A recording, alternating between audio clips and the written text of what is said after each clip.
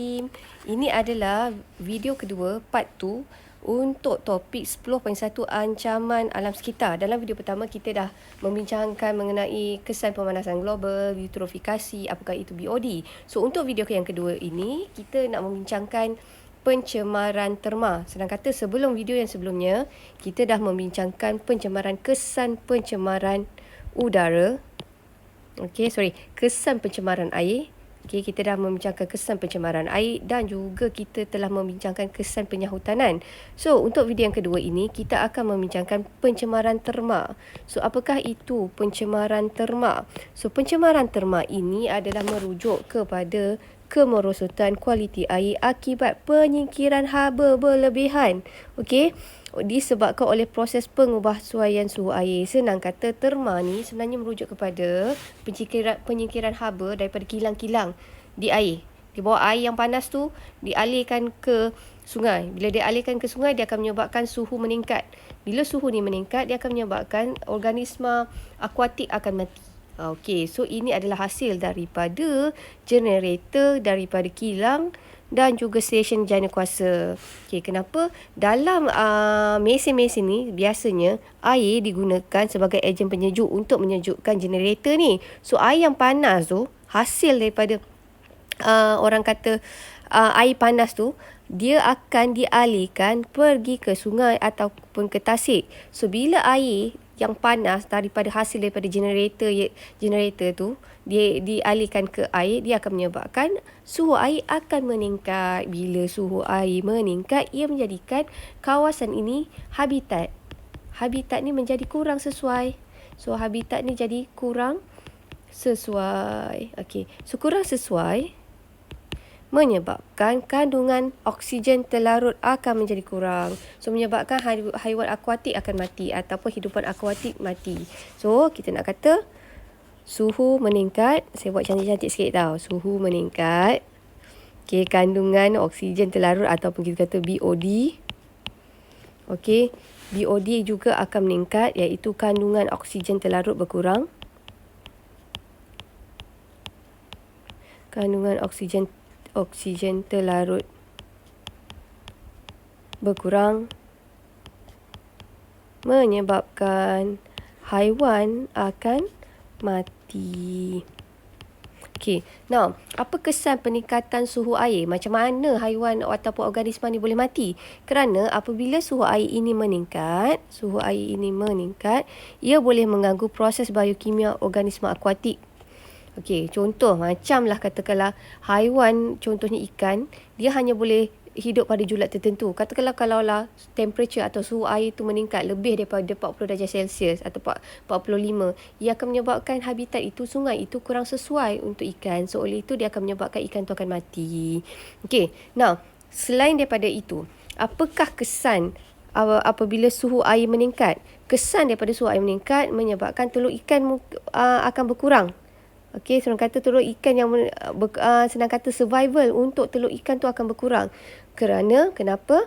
Sebab bila suhu tu meningkat, dia akan menyebabkan telur tu yang belum matang lagi, dia akan menetas lebih awal ataupun gagal menetas. So senang kata, ia boleh menyebabkan populasi ikan ataupun organisma akuatik itu akan berkurang. So kalaulah kita katakan dekat sini kan. So oleh itu, bila banyak ikan ni mati, ingat tau, bila banyak mati, banyak siapa? Banyak organisma. Bila banyak organisma iaitu pengurai, ia akan menggalakkan siapa? Pengurai ni dia akan menguraikan bahan mati ni jadi bahan organik. Bila bahan organik ni semakin banyak, pertumbuhan alga akan meningkat dan oleh itu BOD air akan tinggi. So ingat tak, kalau BOD tinggi, kita kata tahap kualiti air tu tinggi ke kurang? So bila BOD tinggi, kualiti air berkurang. Bila kualiti air berkurang, kita kata berlakunya pencemaran. Level aras pencemaran adalah tinggi. Seterusnya, pencemaran bunyi. Pencemaran udara. Pencemaran udara Macam mana kita nak tahu pencemaran udara tu berlaku? So, biasanya pencemaran udara ni adalah disebabkan oleh pembakaran. Okey, so ingat kita tengok punca paling utama untuk pencemaran udara adalah pembakaran. Pembakaran daripada apa? Pembakaran daripada bahan api fosil, pembakaran terbuka, pembakaran daripada kilang, kenderaan. So, kita ambil satu-satu tau. Katakanlah, kalaulah pembakaran itu, proses pembakaran itu daripada kenderaan, kenderaan akan membebaskan apa? Kenderaan akan membebaskan gas nitrogen dioksida, karbon monoksida, plumbum, asap jelaga dan juga gas hidrokarbon. Okey, nitrogen oksida ni kalau banyak dia boleh menyebabkan hujan asid tau. Okey, kemudian bahan pencemar kalau daripada asap daripada kilang dan industri. Okey, so asap kilang ni mengandungi apa? Asap kilang ni mengandungi sulfur dioksida, nitrogen dioksida, debu, karbon monoksida dan karbon dioksida. Combo sulfur dengan nitrogen oksida ni sebenarnya ini pun sama juga, ia boleh meningkatkan fenomena hujan asid. Ini boleh menyebabkan berlakunya hujan asid. Katakanlah pembakaran terbuka, nak clearkan hutan dengan cara membakar semua orang kata tumbuh-tumbuhan. Okey, pembakaran terbuka ni ada dua. Kadang pembakaran terbuka ni senang kata pembakaran ni sama ada dia berlaku semula jadi, tiba-tiba hutan tu terbakar, ataupun manusia yang bakar. Okey, so pembakaran terbuka ni akan menghasilkan bahan pencemar jenis apa? Ia akan menghasilkan gas karbon dioksida dan juga asap jelaga. Okey, jom kita tengok di sini. Okey, now kalaulah kita baca statement ni sebenarnya daripada buku teks tau. Pembakaran bahan api fosil daripada arang batu, kilang industri dan juga kenderaan membebaskan gas karbon monoksida, gas nitrogen oksida, sulfur dioksida ke atmosfera. Okey, gas-gas ini bergabung, gas karbon monoksida, gas nitrogen oksida dan sulfur oksida, dia boleh bergabung dengan wap air di atmosfera membentuk asid nitrik dan juga asid sulfurik. So, kemudian ia akan turun sebagai hujan asid. So, apakah kesan hujan asid? Hujan asid ni akan menyebabkan tanah menjadi kurang subur. Kenapa? Kerana pH tanah itu akan berkurang. Maksudnya pH tu akan kurang daripada 5. Hujan asid ini juga memberi kesan kepada tumbuh-tumbuhan. Kenapa? Dia boleh memusnahkan tisu tumbuhan. Dan juga ia boleh mereputkan akar tumbuhan. Dan satu lagi, peningkatan keasidan juga. Peningkatan keasidan ni maksudnya semakin berasid tau. Semakin berasid, dia akan boleh mengurangkan populasi plankton. Plankton ni apa? Plankton ni ada dekat dalam sungai ataupun laut. Ini adalah makanan ikan. Makanan ikan. So, dia boleh merosakkan rantai makanan. Okey, ni sumber makanan ikan. So, ia boleh mengganggu rantai makanan dan boleh menyebabkan kematian organisma. Sebab plankton ni, kalau dalam rantai makanan, plankton yang first. Plankton akan dimakan oleh ikan kecil. Ikan kecil akan dimakan oleh ikan besar. Konon tau. So, katakanlah kalau plankton ni mati, so ikan kecil ni mati, ikan besar ni mati. So, ia boleh mengganggu rantai makanan. Okey. Now, kita tengok kat sini tau. So, senang kata, kesimpulannya, pencemaran udara ni disebabkan oleh pembakaran. Pembakaran ni dia boleh berlaku daripada kenderaan, daripada industri dan juga daripada pembakaran terbuka. Dan hasil daripada pembakaran, ia akan menghasilkan asap. Dalam asap tu ada bahan pencemar. Dan antara bahan pencemar tu kita ada nitrogen oksida, karbon monoksida, kita ada plumbum, asap jelaga. Now, asap jelaga ni dia tak ada tulis kat sini kan. So, katakanlah jelaga. Jelaga ni kalau banyak sangat, dia boleh menutup daun atas ni tau. Bila dia menutup daun atas ni, tumbuhan ni tak akan dapat cahaya matahari tau. Bila lah debu-debu jelaga ni, dia menutupi permukaan daun, ia akan menyebabkan cahaya matahari itu tidak dapat diterima oleh tumbuhan dengan maksimum. Ia boleh mengurangkan kadar fotosintesis. Selain boleh menyebabkan hujan asid. Okey, so ingat, hujan asid ni disebabkan oleh dua jenis gas. Gas nitrogen oksida, sulfur dioksida dan juga karbon monoksida. Okey, so seterusnya, pencemaran bunyi. Okey, now bunyi pun boleh menyebabkan pencemaran. So pencemaran bunyi adalah bunyi yang boleh mengganggu dan mendatangkan keburukan kepada kesihatan manusia dan haiwan. Contohnya bunyi yang terlalu kuat daripada kenderaan, aktiviti pembinaan, mesin pertanian ataupun industri, serta bunyi muzik yang terlampau kuat daripada majlis kerajaan merupakan satu jenis pencemaran. Jika katakanlah jiran-jiran awak ada buat pencemaran bunyi ni, sebenarnya awak boleh report. Okey. Now, tapi kita tengok bunyi yang macam mana, dia ada frekuensinya tersendiri. So kita tengok kat sini tau. Okey, kelangsingan bunyi bergantung kepada frekuensi gelombang bunyi yang dihasilkan. Frekuensi bunyi diukur dalam unit hertz. Okey, bunyi yang dapat dikesan oleh manusia antara julat 2,000 hingga 20,000 hertz. So yang ni saya lupa lah berapa hertz yang baru kita kata dia sebagai pencemaran bunyi. Yang ni saya lupa. Yang ni nanti saya cari. Ni awak cari tau. So, senang kata bunyi ni dia ada dia punya level hertz dia. Kalau melebihi certain level tu, baru kita kata pencemaran bunyi tu berlaku. Kalau setakat awak dengar TV kat rumah tu tapi tidak mengganggu awak, tak menyebabkan awak stres, itu belum lagi kita kategorikan sebagai pencemaran bunyi. Okey. So, tengok yang ini. Ini menarik, eksplorasi bio ni. Pertumbuhan Kesihatan Sedunia, WHO, menganggarkan kira-kira 1.1 bilion belia remaja berisiko boleh kehilangan pendengaran sebab dia boleh dengar pakai earphone tu menggunakan peranti audio. Okey, melebihi masa dan juga tahap bunyi yang selamat. So maksudnya kalau pakai headphone ataupun earphone atau earpod, awak kena make sure sound tu jangan terlampau kuat sebab ia boleh merosakkan awak punya diri pendengaran sebab dia sebenarnya bunyi tu lagi dekat dengan gendang telinga awak. So awak kena careful dengan dia punya frekuensi tu. Okey. Now, seterusnya yang ini menarik. Okey. So kita tengok kat sini, ledakan pertumbuhan populasi. Apakah itu ledakan pertumbuhan populasi? So ledakan pertumbuhan populasi ni sebenarnya adalah impak banyak sangat manusia. Okey, saya lupa. Yang ini sebenarnya boleh menyebabkan penyakit. Bunyi terlampau bising boleh menyebabkan masalah kesihatan. Contohnya adalah tekanan darah tinggi, penyakit kardiovaskular, kemurungan dan sakit kepala. So kalaulah awak dengar terdedah pada pencemaran bunyi terlampau lama, ia boleh menyebabkan kemurungan juga sebenarnya. Okey, now. Okey, ledakan pertumbuhan populasi manusia. So apakah itu? Ledakan populasi pertumbuhan manusia adalah peningkatan jumlah manusia yang tinggal dalam satu kawasan. Okey, so maksudnya kepadatan penduduk manusia tu. Okey. Now, oleh itu, pertumbuhan populasi bertambah dengan pesat. Senang kata, bila banyak manusia, banyaklah tempat yang kita kena clearkan untuk perumahan, sekolah semua tau, kan?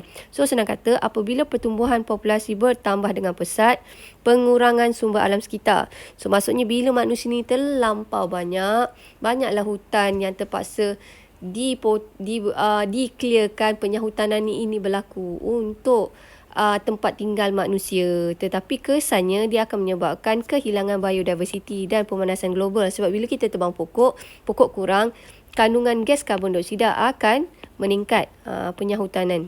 Okey. Nah, apabila kawasan hutan ni ditebang, apakah kesannya? Dia ada kesan baik dan kesan buruk. Kesan baiknya, kawasan hutan ni ditebang, okey, dia boleh menyediakan penempatan, pembangunan dan juga kawasan pertanian dan juga kemudahan kepada penduduk. Maksudnya ada hospital, ada sekolah, ada balai polis, ada kawasan yang lain lah, kedai, semua tu kan. Alright. So, tetapi akibat daripada aktiviti pembangunan ini, organisma lain, contoh macam haiwan dengan tumbuhan, dia terdedah kepada ancaman. Maksudnya dia hilang tempat tinggal. Okey. Dan satu lagi, masalah sumber air. Maksudnya kalau banyak manusia, banyak kilang. So, orang kata pencemaran tu lebih banyak. So, menyebabkan pencemaran air ataupun pencemaran udara itu berlaku. So dia boleh menyebabkan bekalan air bersih tu akan jadi kurang jika berlakunya pencemaran. Dan jika pencemaran ni meningkat, dia akan menyebabkan penyakit dan seterusnya boleh menyebabkan kepupusan. So senang kata, kita kata macam ni tau, ledakan pertumbuhan ni kita tak boleh nak kontrol, tetapi apa yang kita boleh kontrol adalah dengan melakukan pembangunan secara terancang. Maksudnya janganlah kita melakukan terancang. melakukan penyahutanan ini sesuka hati, berleluasa, sebab ia boleh menyebabkan alam sekitar, kelestarian alam sekitar akan terancam. Okey, now tengok kat sini pula tau. Permintaan air dan sumber daripada penduduk setempat tidak dapat diuruskan sepenuhnya. Okey, dengan sumber alam sekitar tersebut. Ini menyebabkan pemindahan sumber daripada lokasi yang jauh ke kawasan permintaan. Selain daripada itu, sisa kumbahan akan menimbulkan banyak orang, banyaklah sisa kumbahan. So, bila banyak sisa kumbahan, ia akan mengancam kelestarian alam sebab pencemaran ni lebih mudah berlaku. Tetapi bagi mengatasi masalah ini, teknologi rawatan air digunakan. Okey, tapi bila teknologi air ini digunakan, kita ada kos. Okey, so kita tengok kat sini. Penduduk Malaysia dianggarkan lebih kurang 32.6 juta pada tahun 2019. Kadar pertumbuhan penduduk tahunan adalah 0.6. Statistik penduduk di sesebuah negara adalah penting bagi mengetahui, merancang, mentadbir urus negara. Senang kata, okey, ledakan pertumbuhan ni mesti selari dengan bagaimanakah kita untuk menjaga alam sekitar. So, sebab kita tak boleh nak tebang hutan sesuka hati, tapi kita dalam masa yang sama kita kena terpaksa melakukan penyahutanan bagi untuk rumah, sekolah dan lain-lain. Okey, now so senang kata kos akan jadi meningkat lah. Senang kata manusia bertambah, populasi manusia bertambah. Okey, kos akan meningkat. Bila kos hidup meningkat, proses penyahutanan banyak berlaku. Penyahutanan lebih banyak berlaku. Ini untuk apa? Untuk pembangunan. Tapi yang ini yang kita kena be smart. Pembangunan. Sorry, tulisan hodoh. Okay, right. Okay, so jom kita tengok latihan. Praktis formatif 10.1. Nyatakan 3 kesan, 3 aktiviti manusia yang boleh memberi kesan negatif kepada alam sekitar. Penyahutanan, pembakaran terbuka, aktiviti perternakan, pelombongan pertanian. So, pertanian ni jika kita letak baja berlebihan, dia menyebabkan ada baja tu larut dalam tanah dan pergi ke air, and then dia akan menyebabkan eutrofikasi. Okay, now, bagaimanakah aktiviti pertanian boleh menyebabkan kematian tumbuhan akuatik? Ni tadi baru explain kan. So, bila menggunakan baja secara berlebihan, baja tu yang ada nitrat dan fosfat dalamnya tu, dia akan menyebabkan eutrofikasi. Okey, macam apakah itu eutrofikasi? Eutrofikasi itu adalah bila dalam air tu lebih banyak nutrien. So, ia akan menyebabkan pertumbuhan alga. Pertumbuhan alga yang terlampau banyak, dia akan menyebabkan permukaan air itu tutup.